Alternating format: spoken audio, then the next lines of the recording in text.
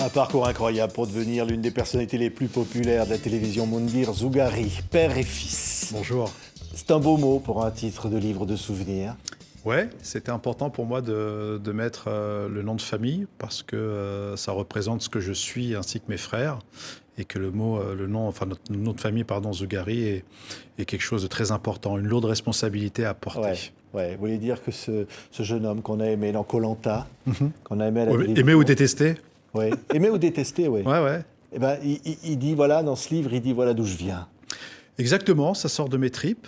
C'était un moment que je voulais sortir. J'ai eu cette chance de rencontrer la directrice d'édition des éditions Robert Laffont. Et sur un échange, en échangeant sur nos origines, eh ben, elle m'a dit stop, j'ai envie que tu écrives cela dans un bouquin avec moi. Et à ce moment-là, je me suis dit c'était le moment de laisser, on va dire, ce patrimoine pour mes enfants, mes petits-enfants qui n'ont pas connu leur grand-père. Ouais. Voilà, et que le jour où je quitterai cette vie, au moins ils connaîtront leur grand-père à travers ce livre. Ali. Et vous avez vraiment beaucoup d'amour pour lui. Ah, ça va au-delà de ça. Ouais. J'idolâtre mes parents. On idolâtre mes parents. C'est indéniable. Tout passe par eux et c'est grâce à eux si je suis en face de vous aujourd'hui. Et on a appris cette transmission, en tout cas, de toute cette valeur, cette cote de la mentale. Je tiens tout ça de mes parents. Ouais. Et plus précisément de mon père. Originaire de Mostaganem en Algérie. Arrivé en 1971 à Paris, près de la place de la République. Exactement. Avec sans un sou en poche. Je crois qu'il avait 4 francs ou 2 francs qui étaient une fortune. C'était sa mère qui lui avait donné. Il avait falsifié les papiers. Il s'était laissé pousser la moustache pour pouvoir prendre le bateau un petit peu clandestinement. Et quand il arrive en France, effectivement, c'est un choc thermique. Ouais. Donc voilà. Et puis il bosse, il travaille. Il vous dit toute sa vie, c'est quoi? C'est le travail. Ouais, c'est ce que je dis à vos confrères. Toute sa vie, ça a été comme ça. Il aurait aimé se reposer et pouvoir profiter d'une retraite, mais ils font partie d'une génération où la retraite n'existe pas. Et ils ont travaillé toute leur vie, même parfois les week-ends, justement parce qu'ils avaient la responsabilité d'une famille et que pour eux, c'était un but. Je tiens ça de mon père, donc effectivement, j'ai l'impression de refaire le même chemin que lui. C'est-à-dire que je travaille très dur parce que je sais pour qui je me lève le matin aujourd'hui et que ma vie a une grande importance pour mes enfants et ma femme. Oui. Et vous dites, c'est ça, cette dignité incroyable. Votre maman aussi. Absolument. Comment ils ont élevé ces enfants, ouvriers hautement qualifiés, bossant très dur, et avec une très grande dignité. Oui, la dignité, un peu du respect et aussi de ne pas se faire remarquer.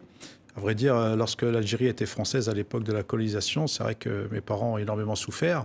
Lorsqu'ils ont émigré en France, c'est pour pas qu'on ait à subir ce qu'eux ont subi, pour qu'on ait un avenir meilleur. Et cet avenir meilleur, eux, ils ont pris le socle familial pour venir le ramener en France. Et nous, c'est pareil, le socle familial qu'on a à la maison, avec toutes ces valeurs qui nous ont inculquées, du travail, du respect, de la droiture, on le porte avec nous dans le monde entier. Et c'est vrai que c'est une arme qui nous sert énormément. Oui. Et c'est pour ça aussi, et vous le dites très franchement dans ce livre, Moundir, qu'il y a des choses qui vous révoltent aussi. Le regard qu'on porte. Le regard qu'on porte. Ouais, c'est le regard qu'on porte. Alors, c'est intéressant ce que vous me dites comme question parce que on a toujours été partagé entre la France et l'Algérie, être considéré immigrant d'Algérie parce ils appelaient immigrés, et en France parce qu'on n'est pas reconnu comme français, qu'on se disait qu'on était immigré. Donc on était un peu sous une forme de corde à linge, et qu'à l'époque, nos parents, quand ils ont immigré, ils disaient oui. Malheureusement, nous on est nés ici, on n'a pas besoin de s'intégrer, donc nous on dit non, et que maintenant c'est autrement que ça se passe, avec nos valeurs républicaines et démocrates, parce qu'on est des Français à part entière. Oui. Vous savez, parce que vous dites aussi, pardon, mais c'est dur de s'appeler Zougari. C'est ça que vous dites. C'est surtout mon prénom. Moi, je vous parle en tant que mon expérience personnelle, ainsi que mes frères. J'ai 10 doigts pour 10 métiers. C'est mon père qui me disait ça. Et quand j'allais pour travailler, parce qu'on est une famille de travailleurs, je me suis heurté parfois à des discussions avec des gens en face de moi où on me demandait d'abord l'origine de mon prénom, ce que je trouvais illogique. Sachant que j'ai eu la chance dans ma vie, et c'est pas donné à tout le monde, à toute cette nouvelle génération, le fait de pouvoir voyager, surtout à mon époque. On a eu nos parents qui nous ont poussés à voyager. Donc j'ai réussi à vivre dans certains pays, je veux dire par exemple au Canada. Quand je suis allé au Canada, j'ai réussi à trouver un appartement en 24 heures. Vous savez que moi, mes parents, quand ils sont arrivés en France, ils ont mis 15 ans à avoir un HLM. Et aujourd'hui, c'est encore pire. Donc, il y a des choses qu'on ne doit pas subir. Parce que nous faisons partie de cette construction de la France et qu'on aime cette France comme on aime nos pays d'origine. On est des patriotes et on est des patriotes tant en France qu'en Algérie. Oui, un regard. Vous dites d'ailleurs, par exemple, à un moment donné, porter le hijab. Vous dites c'est mal vu, il ne faut pas le porter parce que c'est mal vu. Je ne dis pas qu'il ne faut pas le porter. Moi, j'ai la chance d'avoir... je suis marié, ma femme s'est convertie par amour pour Dieu. Ça a été des longues discussions et j'avais peur qu'on juge. C'est le jugement qui est extrêmement dur.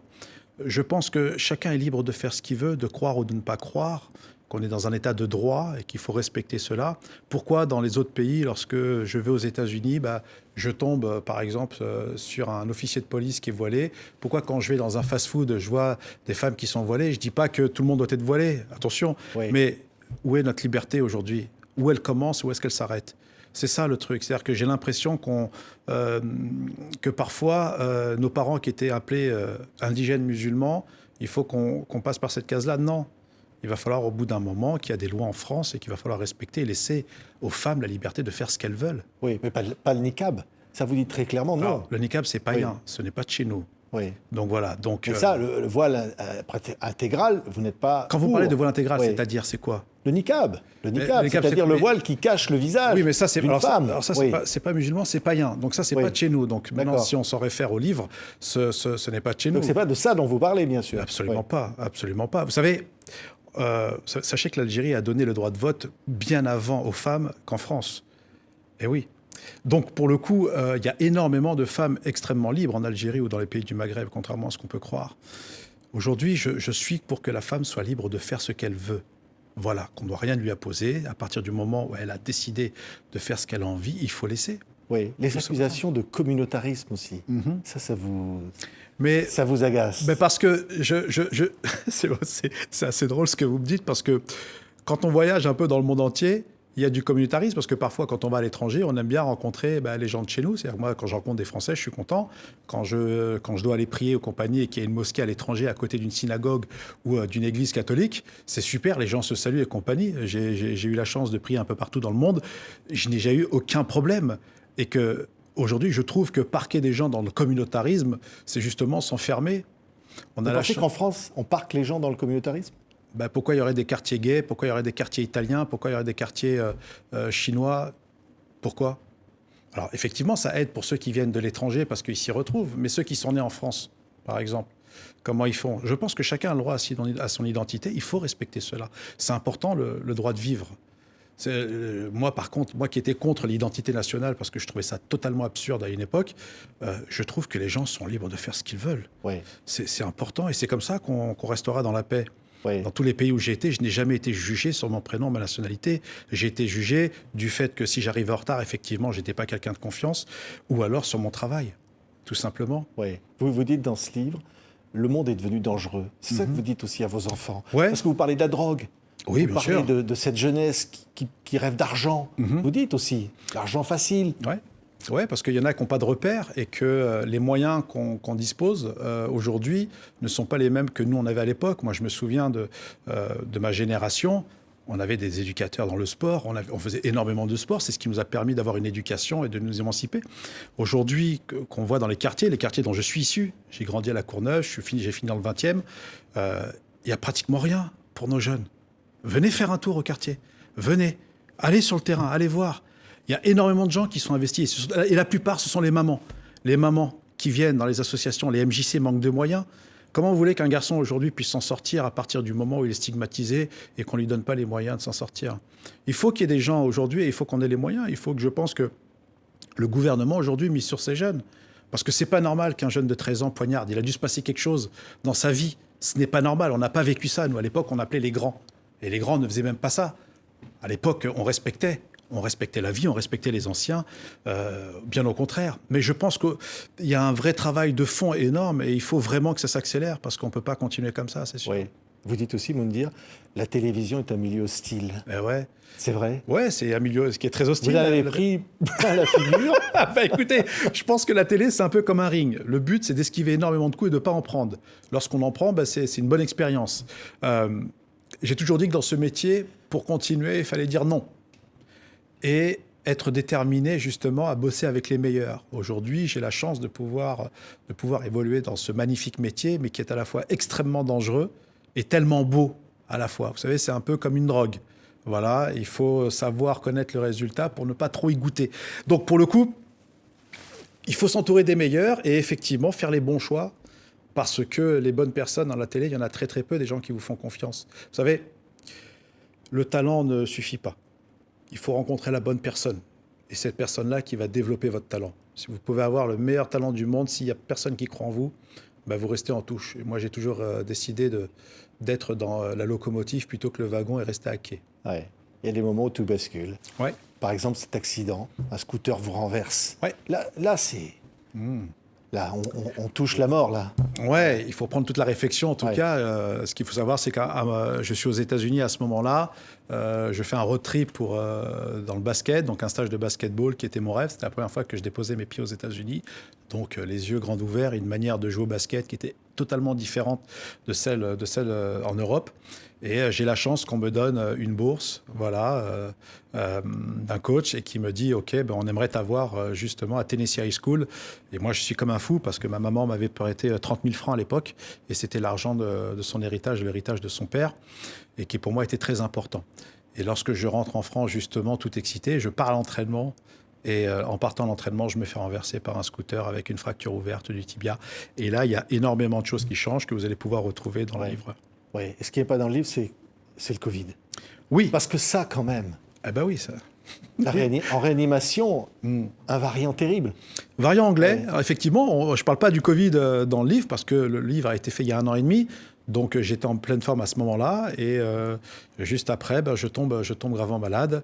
Ce variant anglais qui m'a bien détruit, voilà, dans des conditions, on va dire, très délicates. Voilà, qui a aussi mis en doute les gens de ma famille. Voilà, j'ai frôlé la mort, on va pas se le cacher. Et je l'ai touché très très près.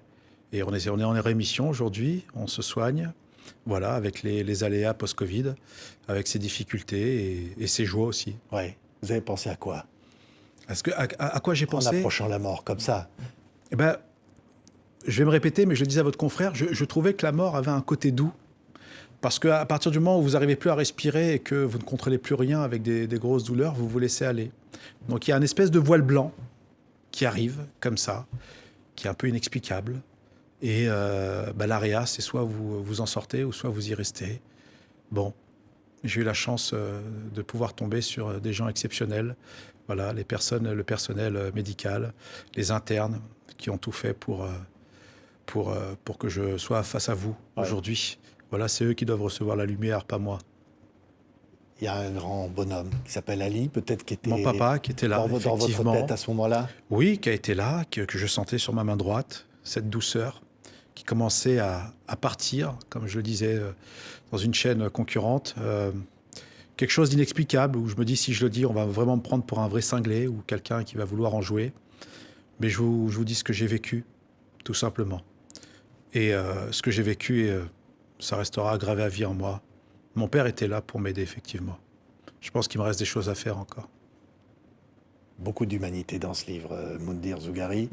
On pense à Mostaganem, tout à l'heure, on disait ce qu'on a envie d'avoir. Ils nous écoutent. Très fort. Je les embrasse très, très fort. Là-bas, en Algérie, de l'autre côté. Ça me manque. Ça fait depuis la mort de mon papa que je ne suis pas redescendu. Et j'ai hâte de faire découvrir ma ville et à ma femme et à mes enfants qui n'ont pas encore vu l'Algérie. Et si les Algériens nous voient, je leur passe un grand salam. C'est des racines. Ouais. C'est tout un patrimoine familial. Voilà, on vit dans une ancienne maison qui est une ancienne prison turque, voilà, qu'on a héritée, qui est très très vieille, qui est dans ce qu'on appelle la rue Mekki Ali. C'est un peu la favelas de là où on est, à côté du port de Mostaganem. Et là, j'ai vécu des choses que j'oublierai jamais, parce que j'ai encore les souvenirs de mon grand-père, de ma grand-mère, paix à leur âme, et ainsi qu'il y a eu énormément de naissances dans cette maison. Il y a eu aussi mon père qui a travaillé énormément, qui a construit. Donc quand on rentre, il y a une âme, comme on dit, là-bas. Merci beaucoup. Merci infiniment. C'est moi qui vous remercie. Ça s'appelle Père et Fils. C'est un récit publié chez Robert Laffont. Oui. Et je tenais à dire aussi, pardonnez-moi, que toute la recette des royalties du livre sont reversées intégralement à l'association C'est que du bonheur, qui s'occupe des enfants hospitalisés malades pour améliorer leur quotidien. Voilà, où ma fille s'est fait hospitaliser. Donc, et il était normal pour moi de tout rendre. Quand il nous arrive des choses bien, il faut les rendre. Ouais. Ce livre, c'est quoi? C'est un cri du cœur pour dire il faut s'aimer tous, il faut vivre ensemble. Totalement. Regardez mon père, regardez ce pays, regardez où nous sommes, tous. Ouais. Surtout que pour comprendre la liberté, il faut voyager. Et quand on voyage et qu'on arrive à connaître justement des communautés différentes et qu'ils arrivent à s'entendre, je pense que c'est le meilleur exemple. On dit dans le Coran, le prophète disait que pour connaître la religion musulmane, il fallait voyager jusqu'en Chine. Donc il faut voyager. Voilà. Moundir Zougari, Merci père et fils, merci d'avoir été infiniment. avec nous. Merci infiniment.